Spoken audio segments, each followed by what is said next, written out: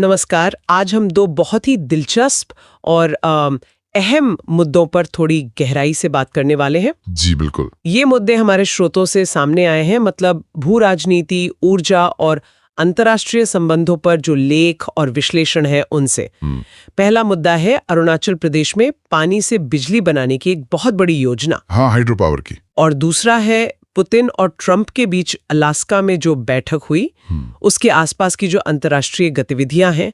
हमारा मकसद है कि इन घटनाओं के पीछे क्या चल रहा है, कौन सी रणनीतियां हैं, उन्हें समझें। और ये भी देखें कि दोनों चीजें आपस में कैसे जुड़ी हुई हैं। हाँ बिल्कुल। तो चलिए शुरू करते हैं फिर। तो सबसे पहले अरुणाचल प्रदेश की बात करते हैं। वहां 2025 से 2035 का जो दशक है उसे पन बिजली दशक जैसा कुछ घोषित किया गया है। जी। और ये कोई छोटी मोटी बात नहीं है।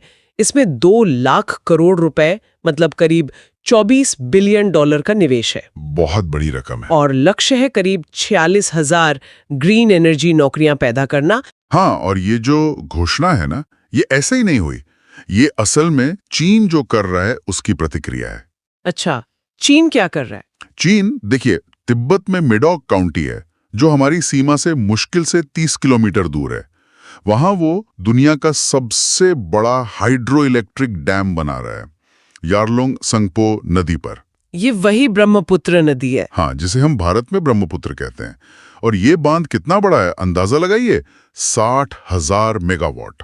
60,000? बाप रे। हाँ, चीन का जो मशहूर 3 गॉर्जस डैम है ना, उससे भी 3 गुना ज्यादा। ओह। और एक और बात यहां ध्यान देने वाली है, चीन ने पानी के बंटवारे को लेकर किसी भी अंतर्राष्ट्रीय संधि, मतलब ट्रीटी, पर साइन नहीं किया है। अच्छा, तो उनका पूरा कंट्रोल है। बिल्कुल। और क्योंकि ये बांध भारत के हिसाब से ऊपर की तरफ है, तो नदी के बहाव पर उनका कंट्रोल तो है ही, साथ में उन्हें लगभग 3 किलोमीटर की ऊंचाई का फायदा भी मिलता है। अच्छा, तो मतलब ज्यादा बिजली बना सकते हैं वो। जाहिर है। हाँ, अब इसके जवाब में भारत क्या कर रहा है? हाँ, भारत बना रहा है 11,000 मेगावाट का सियांग अपर मल्टीपर्पस प्रोजेक्ट, SUMP कहते हैं इसे। SUMP, ठीक है। और दिलचस्प बात यह है कि इसकी जो पानी जमा करने की क्षमता है वो 9.2 बिलियन क्यूबिक मीटर बताई जा रही है। ये चीन के बांध की जो अनुमानित क्षमता है 5.5 बिलियन क्यूबिक मीटर, उससे कहीं ज्यादा है। ओह, तो स्टोरेज ज्यादा है भारत वाले में। हाँ, और इसका बजट भी करीब 1.5 लाख करोड़ है। और इसका एक मकसद ये भी है कि अगर चीन कभी अचानक बहुत सारा पानी छोड़ दे, जिसे वाटर बम कहते हैं, तो उससे बचाव हो सके। अच्छा, एक बफर की तरह। बिल्कुल। और इससे भी लगभग 46,000 नौकरियां आने की उम्मीद है, 30,000 सीधी और 16,000 सहायक। सुनने में तो ये सब ठीक लग रहा है, लेकिन जमीनी हकीकत क्या है? क्या स्थानीय लोग खुश हैं इससे? यहीं पर मतलब असली चुनौती शुरू होती है। स्थानीय विरोध बहुत ज्यादा है। अभी मई 2025 में ही पारोंग गांव है, वहां आदिवासी समुदाय के लोगों ने प्रदर्शन किया। उन्होंने सर्वे के लिए जो ड्रिलिंग मशीनें आई थी उन्हें तोड़ दिया और वहां तक जाने वाला पुल भी काट दिया। अरे क्यों? उनकी क्या चिंताएं हैं? चिंताएं बहुत गंभीर हैं। पहली बात तो ये कि अगर ये प्रोजेक्ट बना तो 27 गांव पानी में डूब जाएंगे। 27 गांव? हाँ, और इससे करीब 1.5 लाख आदिवासियों पर सीधा असर पड़ेगा। उनकी जमीनें, उनके घर सब चले जाएंगे। फिर उनकी संतरे की पारंपरिक खेती है, जिससे हर परिवार साल का 2 से 5 लाख रुपए कमाता है, वो भी खत्म हो जाएगी। ओह, ये तो बहुत बड़ा आर्थिक नुकसान है। बिल्कुल। और सबसे बड़ी चिंता शायद ये है कि ये पूरा इलाका भूकंप के लिहाज से बहुत ही संवेदनशील है, मतलब सिस्मिक जोन 5 में आता है। जोन 5 मतलब सबसे ज्यादा खतरे वाला? हाँ बिल्कुल। तो इतने बड़े बांध का यहाँ बनना अपने आप में एक बहुत बड़ा जोखिम है। और इस सब के ऊपर चीन की गतिविधियां भी तो हैं। हाँ, वो भी है। चीन उसी विवादित इलाके के मतलब 4.5 किलोमीटर अंदर 101 घरों वाला एक मिलिट्री स्टाइल गांव बना रहा है, और पास में ही भारत का बहुत जरूरी टोटिंग एडवांस्ड लैंडिंग ग्राउंड भी है।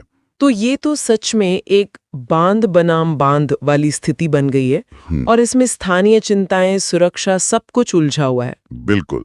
ये दिखाता है कि कैसे पानी जैसा संसाधन भी बड़ी जियोपॉलिटिक्स का हिस्सा बन जाता है। और इसी बड़ी तस्वीर का एक दूसरा पहलू हमें अलास्का में देखने को मिला, पुतिन और ट्रंप की बैठक। हाँ, वो भी बड़ा दिलचस्प घटनाक्रम था। हाँ, खासकर टाइमिंग देखिए, 15 अगस्त 2025 को भारत का स्वतंत्रता दिवस और अलास्का बैठक से ठीक पहले पुतिन ने भारत को बधाई संदेश भेजा जी। और उसमें भारत की तारीफ की कि भारत को वैश्विक मंच पर अच्छी तरह से योग्य सम्मान मिलता है। और ये सब तब हो रहा था जब अमेरिका ने भारत पर भारी टैरिफ लगा रखा था। वही तो 50% टैरिफ है ना, 25% बेसलाइन और 25% ऊपर से, क्योंकि भारत रूस से तेल खरीद रहा था। जी हाँ, तो अलास्का में ये जो बैठक हुई जॉइंट बेस एल्मंडोर्फ रिचर्डसन में, ये 10 साल से ज्यादा में पुतिन की पहली अमेरिकी यात्रा थी।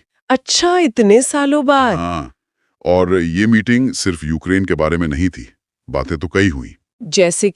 जैसे यूक्रेन में युद्ध विराम, जमीन की अदला बदली की संभावना, हथियारों पर नियंत्रण और हाँ, ऊर्जा व्यापार, मतलब रूस से चीन और भारत को जो तेल जा रहा है उस पर भी बात हुई। लेकिन इस बैठक से ठीक पहले यूरोप में भी कुछ हलचल हुई थी। हाँ बिल्कुल, बैठक से ऐन पहले यूरोपियन यूनियन के 27 में से 26 नेताओं ने, सिर्फ हंगरी के विक्टर ऑर्बन नहीं थे, उन्होंने ट्रंप और यूक्रेन के राष्ट्रपति ज़ेलेंस्की के साथ एक इमरजेंसी वर्चुअल मीटिंग की। क्या मांग थी उनकी? उनकी मांगे साफ थी कि जबरदस्ती सीमाओं में कोई बदलाव ना हो, युद्ध विराम की शर्तें भरोसे लायक हों और यूक्रेन को सुरक्षा की गारंटी मिले। पर ज़ेलेंस्की को तो अलास्का बैठक में शामिल ही नहीं किया गया था। यही तो सबसे विवादास्पद बात थी। ज़ेलेंस्की को बाहर रखा गया। इससे ये चिंता बढ़ गई कि यूक्रेन के बारे में फैसले यूक्रेन के बिना ही लिए जा रहे हैं। ज़ेलेंस्की ने क्या कहा इस पर? ज़ेलेंस्की ने तो साफ कहा कि ऐसा कोई भी समझौता मृत जन्म निर्णय होगा, मतलब शुरू होने से पहले ही बेकार। और इस पूरे मामले में भारत कहाँ खड़ा है? अमेरिका तो इतना दबाव, 50% टैरिफ। देखिए, भारत ने अभी तक तो अपनी स्ट्रेटेजिक ऑटोनॉमी, मतलब रणनीतिक स्वायत्ता बनाई रखी है। अच्छा। अमेरिकी दबाव के बावजूद भारत रूस से तेल खरीद रहा है। ये भारत की कुल कच्चे तेल की जरूरत का करीब 30-35% है, मतलब साल का लगभग 88 मिलियन मीट्रिक टन। तो भारत झुक नहीं रहा है। सरकार का तो यही कहना है कि ये फैसले राजनीतिक दबाव में नहीं, बल्कि आर्थिक जरूरतों और तर्कों के आधार पर लिए जा रहे हैं। लेकिन अमेरिका की तरफ से और दबाव आ सकता है। हाँ, चेतावनी तो आई है।